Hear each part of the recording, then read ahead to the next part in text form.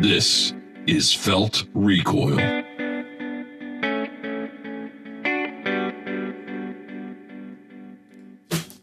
I'm really bad. I do this almost every time about not knowing which episode we're in. It's like I have this you do. massive self-doubt.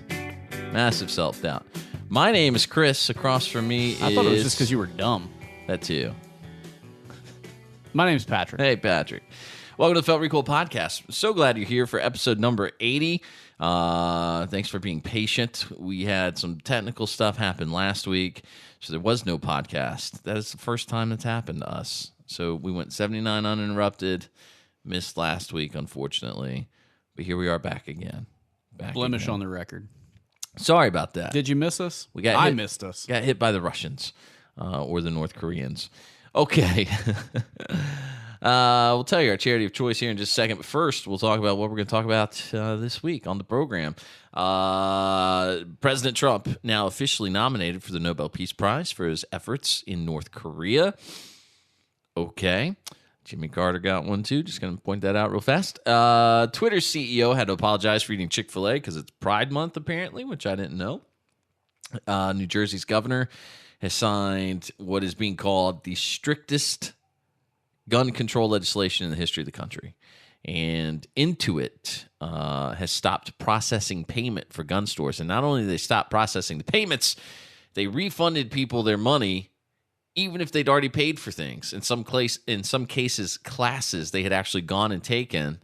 And when Intuit saw that those people were sending money to gun companies, they said, screw that gun company. We're going to give you your money back and not pay those people. It's theft. It's theft for exercising a civil right. It's unbelievable. It's unbelievable.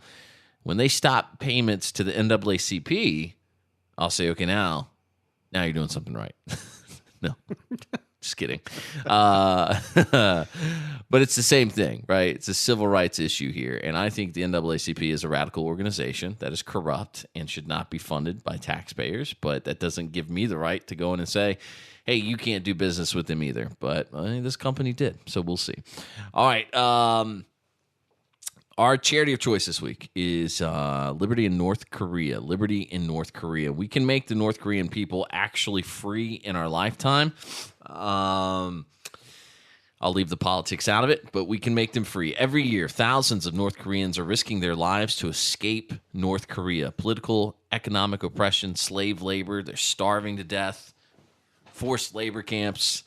Even if they make it out of the country, they may be captured and sent back. So there are people out there who help the North Koreans who are escaping actually go to countries that won't send them back to the oppressive regime.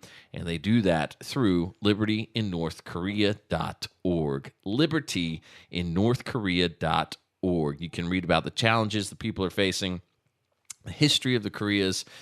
Go read it. Go see it. Help them out. Libertyinnorthkorea.org. Very apropos, considering that according to the Washington Post, 2 Norwegian lawmakers have nominated President Trump for the Nobel Peace Prize.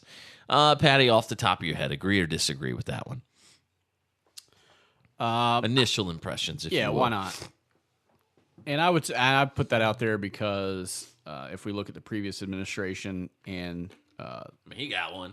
And well, he got one just for breathing, but if you look at the previous administration's handling of Libya and how we handled that, and you take into account things like the unheard of numbers of drone strikes on who knows who, right?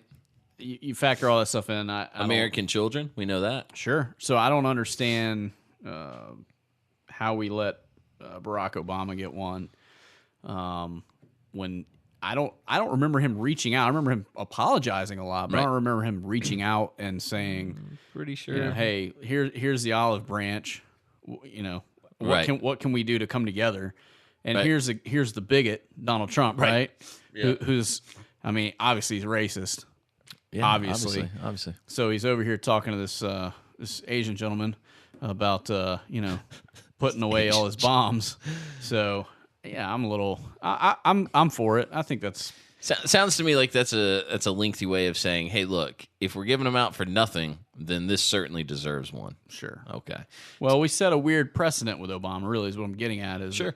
that, I feel like, for the most part, if we look back in history, you'll probably find that these awards were warranted up until Barack Obama got his. Well, and I think it kind of shows actually the politicalization of the Absolutely. Nobel process, because to me they gave Obama one because, like you said, he went around the world and he apologized. But if you look a little deeper, I think he more so went to all the violent areas of the world and said, well, it's not your fault. It's America's fault. Right. So you can't be held responsible. You need to tell us how to be better. And we'll be better and you'll be better because we're better. And, our past is full of sins and we're a terrible people and we will correct our bad habits and then you'll become better people. Know that just because of that. Obama was subscribed to the prosperity doctrine? Yeah, that's basically it. That's okay. it. And I think the Nobel people said, you know what? That's what we've been wanting to hear. We've been wanting somebody to come out and say America's the big, bad, evil elephant in the room, and get America down on bended knee. And that's what Obama did. And he told all these radicals that want to kill us exactly what they wanted to hear. And so they gave him a trophy for it. So good for him. All right, here's how it goes. In Copenhagen, Denmark, according to the Washington Post and the AP, 2 Norwegian lawmakers have nominated President Trump for the Nobel Peace Prize after the Singapore summit with North Korean leader Kim Jong-un. Christian Tybring and I'm not even try that last name, and Per Willy Amundsen are lawmakers with the Populist Progress Party, and they told the Norwegian news agency on Wednesday that Trump had taken a huge and important step in the direction of the disarmament, peace, and reconciliation between North and South Korea. A group of U.S. lawmakers are also backing Trump's nomination for the 2019 Nobel Peace Prize. The process of considering candidates and awarding the prize is done in Norway. Nominations must be sent to the Norwegian Nobel Committee before February the 1st. The committee doesn't publicly comment on who was nominated, information which is required to be kept secret for 50 years. I guess I'm with you. Like, he can have one since Obama had one, but I also feel like nothing's happened yet. What did I miss with the summit where they literally took all of Kim Jong-un's weapons? Like, have they taken his weapons, or did he just promise to not make them anymore? Well, but so realistically, what's happened here is he signed a piece of paper saying, yeah, we'll destroy all our nuclear arsenal. Didn't Iran do that recently? Yes. Oh, okay. I was going to look a little bit further back in history at a young man named Adolf Hitler, who also signed a document saying he would not go to war, and then very shortly thereafter, hey, what are all these planes doing here? You guys wasn't it planes, right? I think planes were the specific thing. He said he wasn't going to build up his air fleet anymore, was part of it, and then we discovered like hundreds of airplanes that he wasn't supposed to have and all that kind of stuff. Well, I'm sure there's more to it, but I'm more pointing towards the whole we won't invade your country, and then that's exactly what he did. Yeah. So this seems like a maybe a hollow gesture, I think is what you're suggesting. Absolutely it is. And it looks great for the cameras. I think we'll leave it to be seen if anything actually happens.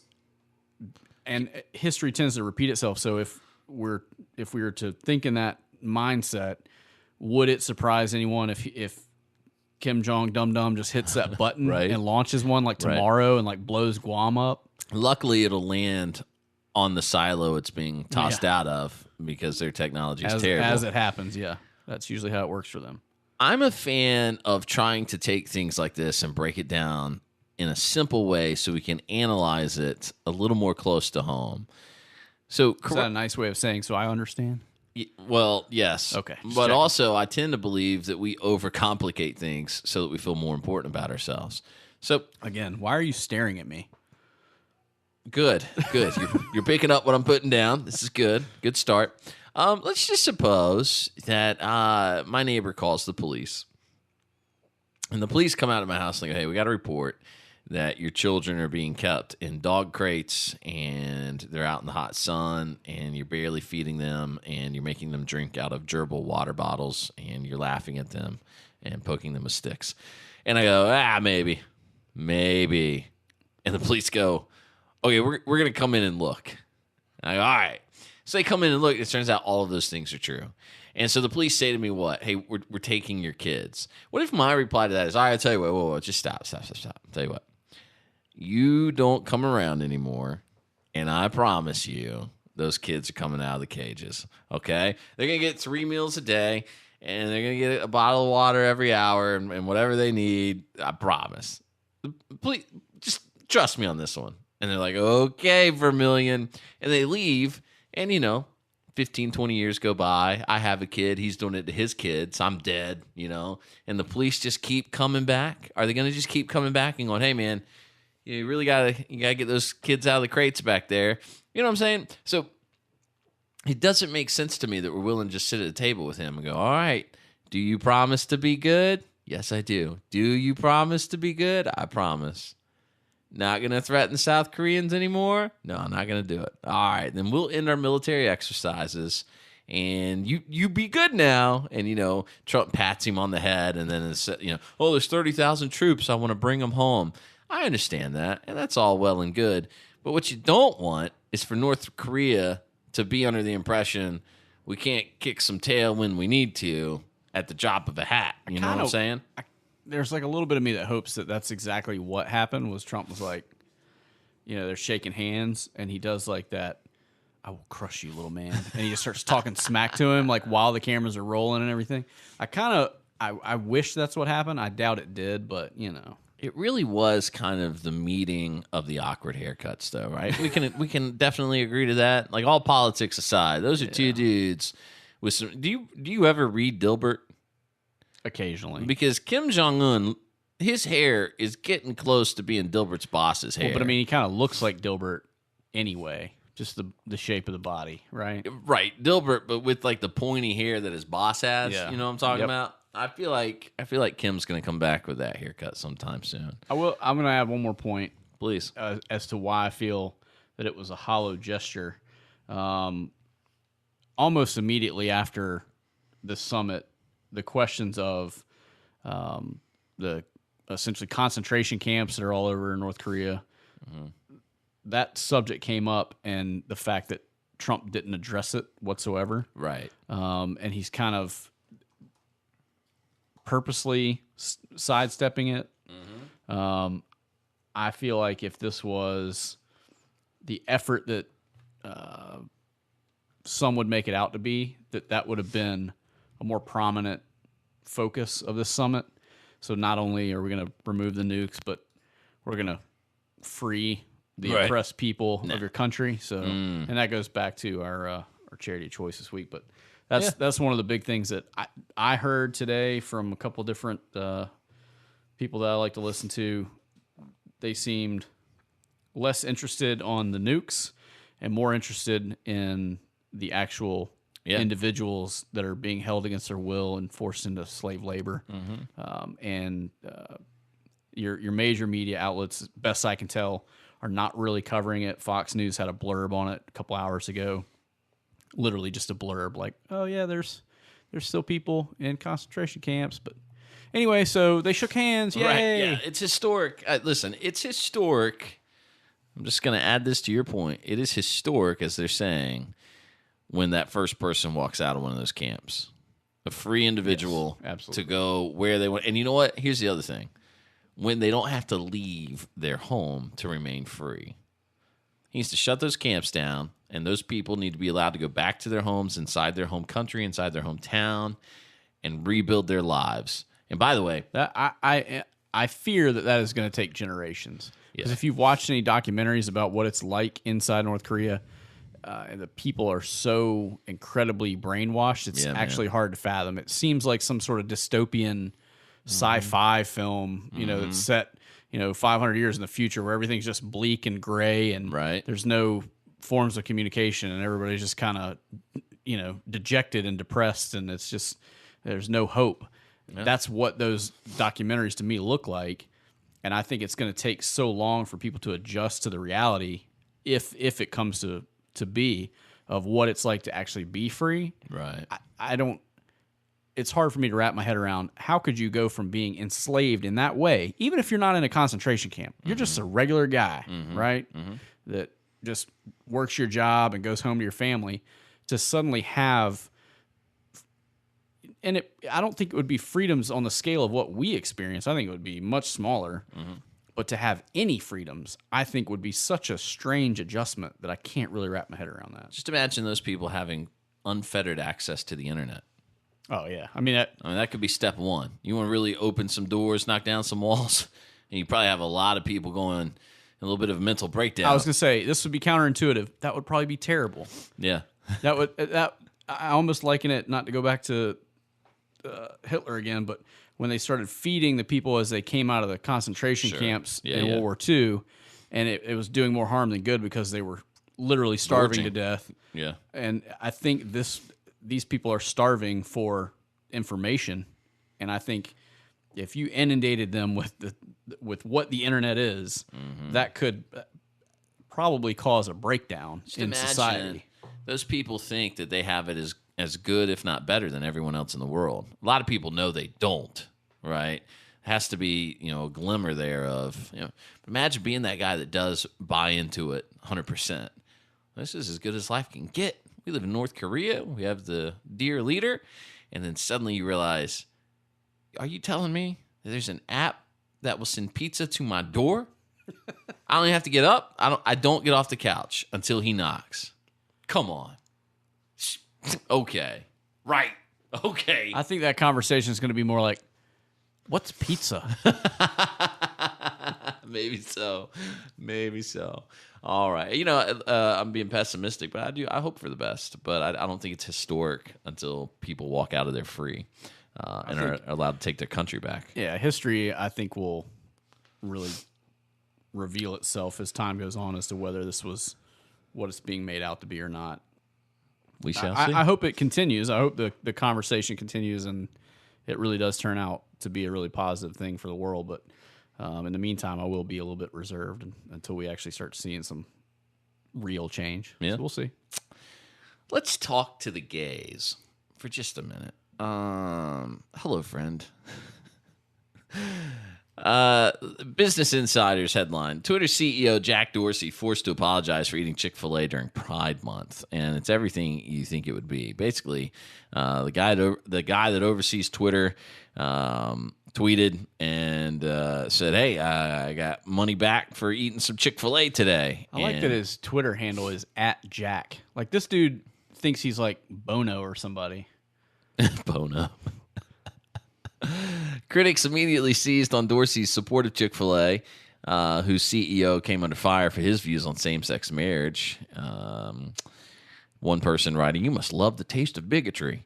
Another person says, "Why is Twitter boosting a notoriously anti-gay company during Pride Month?" Among the critics, of course, was former CNN Soledad O'Brien, former CNN anchor, who said, "This is an interesting company to boost during Pride Month, Jack." Dorsey responded, "You're right. Completely forgot about their background. Now, all right. So here's the thing: to the gay community, this is your problem. You have the same problem Black Americans run into sometimes. Okay, and white Americans too. I'm sure. Trump being a fine example of white Americans' current problem, and that is PR. You have a massive PR problem here because, as it so happens, and as cliche as this is to say, I actually have numerous gay friends. I've worked closely. I have slept in the same house with gay people. I have dear friends who I still talk to on a regular basis who are homosexuals. And I love them as dearly as I love my other friends. And they think this stuff is ridiculous. But it gets put on the marquee. The national media seizes it. And so what happens? Well, obviously, every gay person believes that Jack is an idiot and doesn't eat at Chick-fil-A. However, 99% of gay people. And it's like, you know what it is? It's like when white people are offended for the sake of black people. You have all this outrage from people who are most likely straight and are now suddenly offended on behalf of gay people. And gay people aren't offended that Jack ate at Chick-fil-A. Gay people think Chick-fil-A is delicious. They probably just disagree with what the CEO said, and some of them might not. Who knows? But if a man says, my religious conviction is that homosexuality is a sin, that actually doesn't make him a bigot. It just makes him a man of faith. Because I hate to tell you this, I don't know how to break this to you.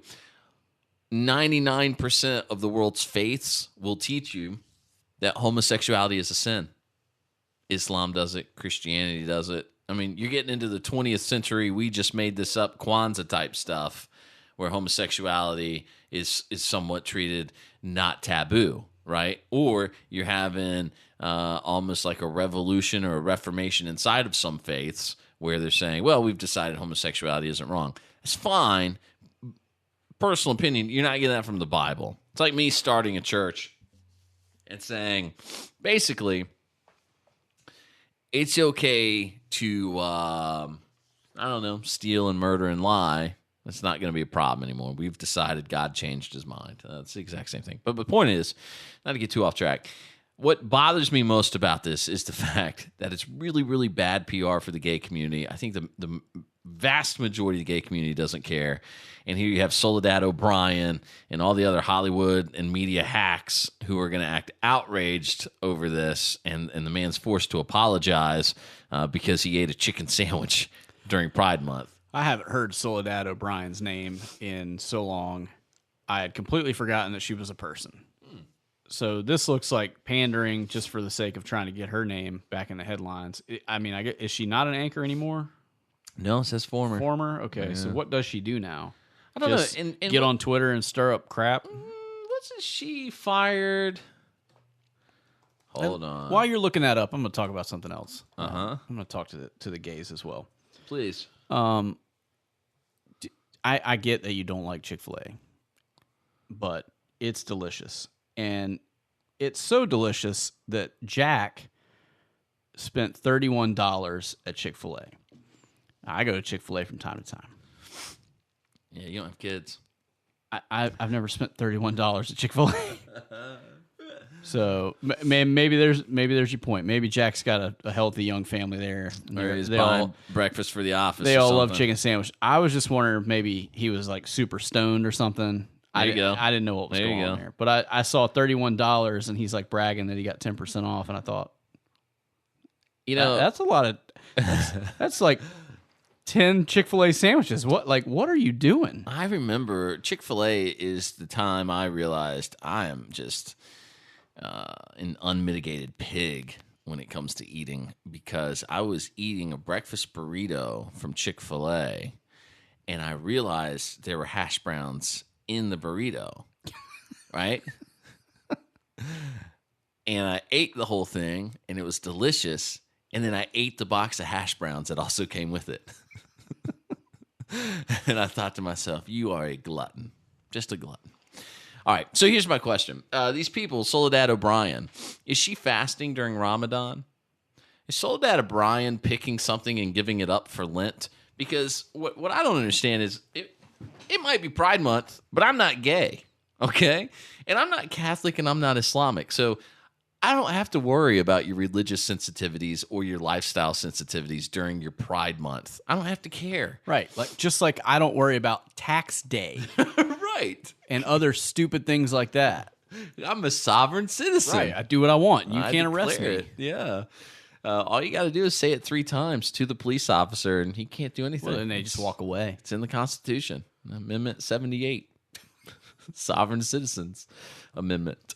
Anyway, I just find it so funny. These people, they're not bowing down and worshiping other religions during their months. I can't imagine that they're suddenly expecting everyone else to say, "Oh, it is Pride Month. How insensitive for me."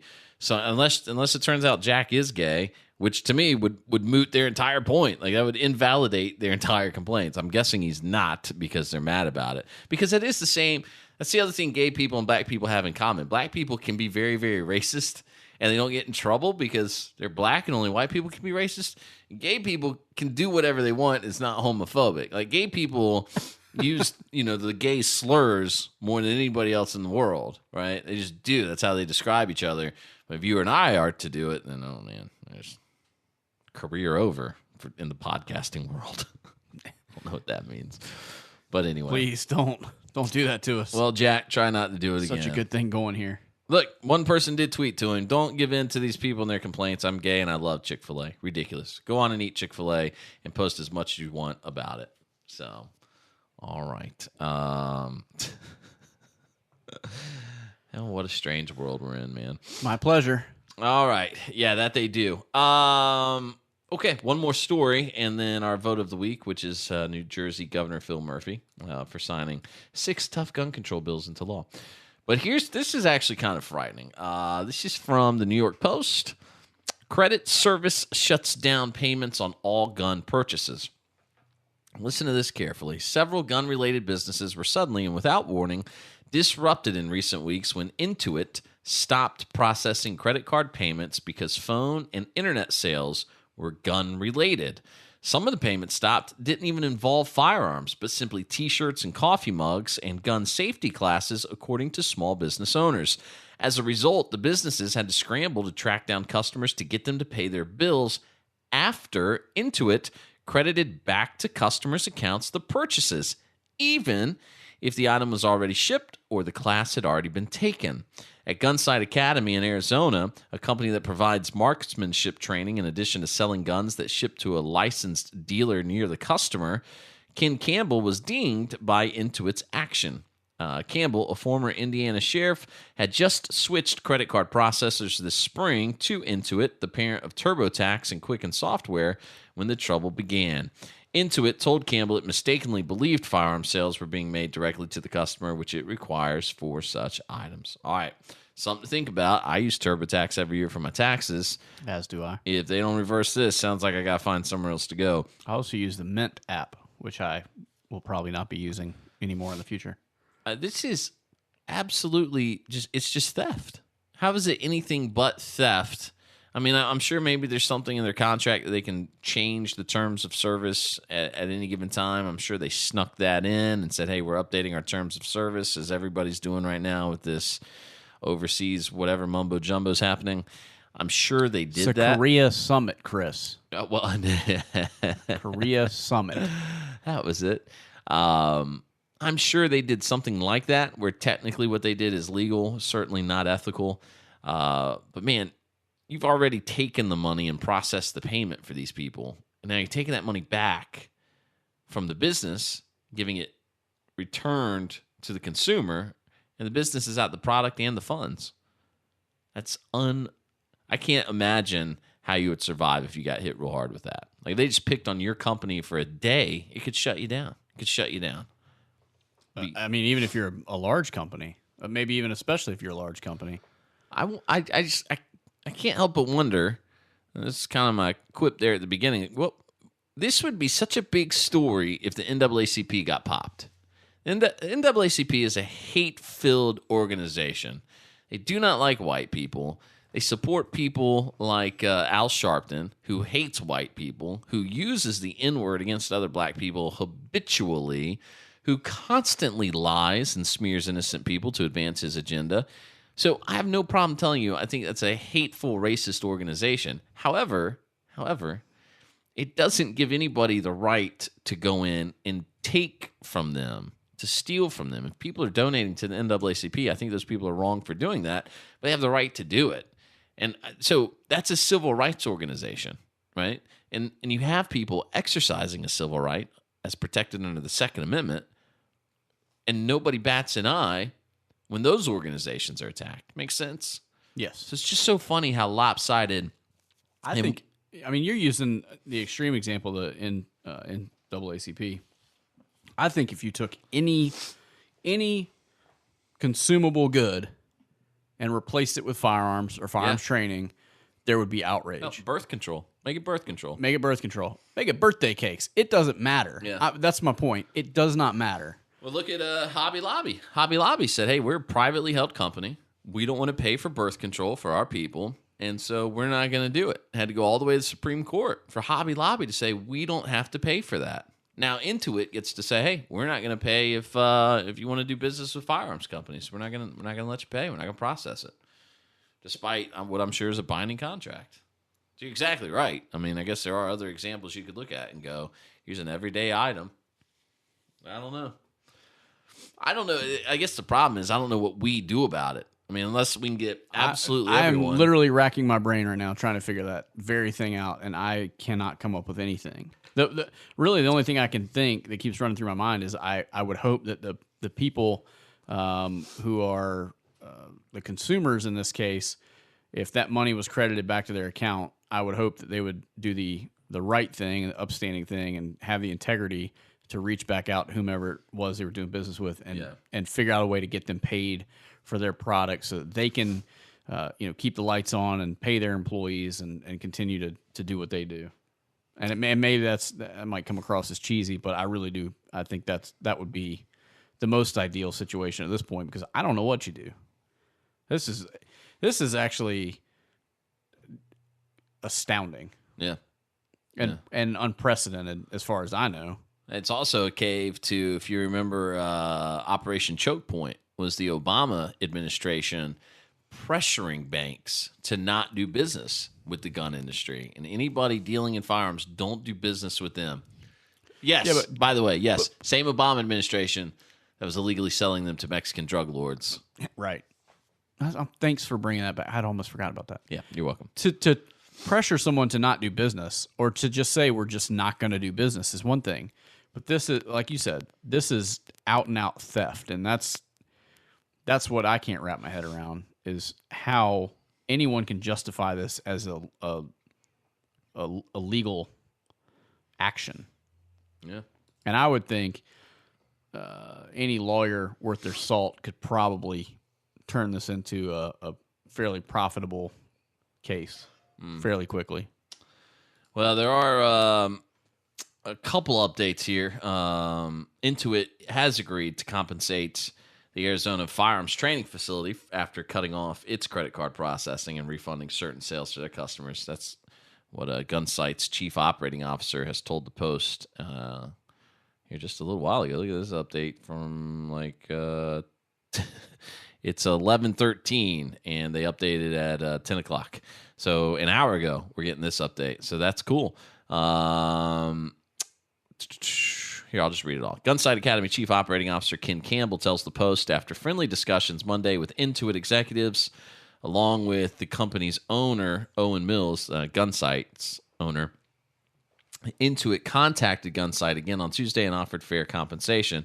We spent untold man hours recovering funds and hunting for a Second Amendment-friendly credit card processor, Campbell said. The offer of compensation, the amount of which was not disclosed, was made without threat of any litigation.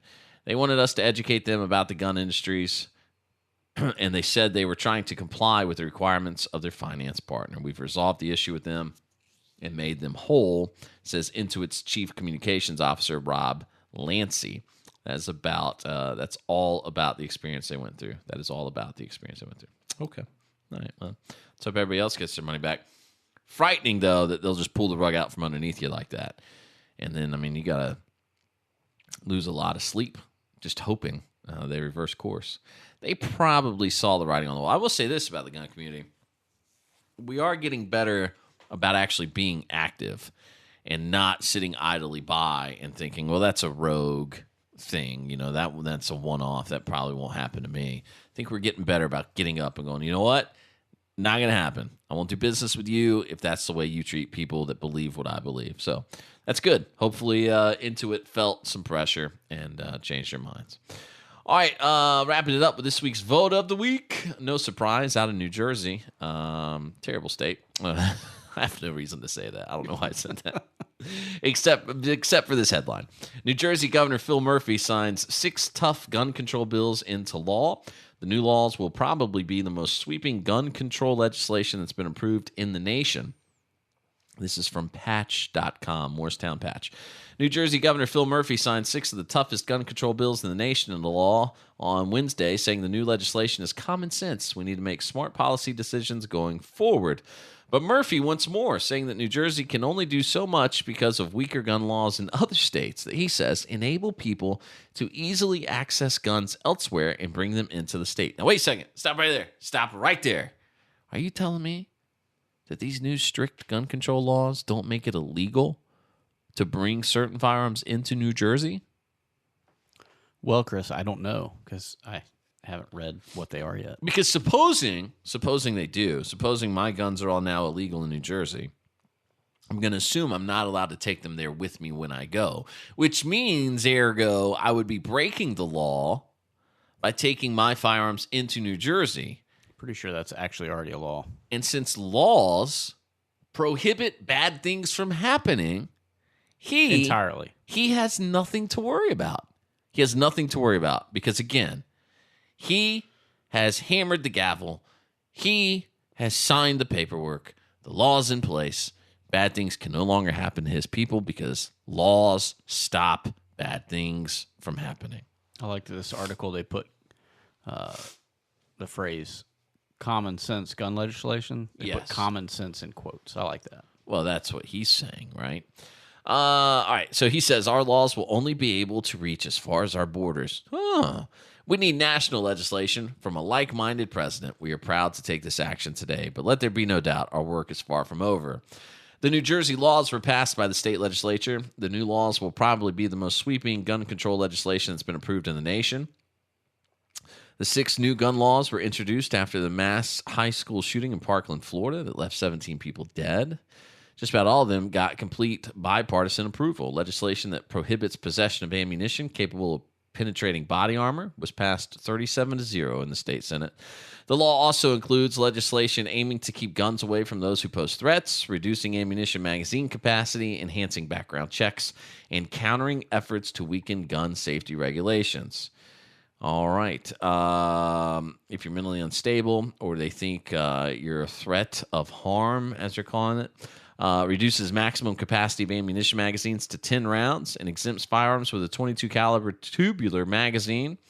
Meeting the families of Sandy Hook was one of the most moving experiences of my 22 years of public service. Nothing like stepping on the graves, lady, said Assembly Majority Leader Lou Greenwald. Dude, sorry, not a lady. For those families, but a sissy nonetheless. For those families, the single most important piece of legislation we could fight for is lowering magazine capacity. That's the dumbest thing I've ever heard. It's the dumbest thing I've ever heard.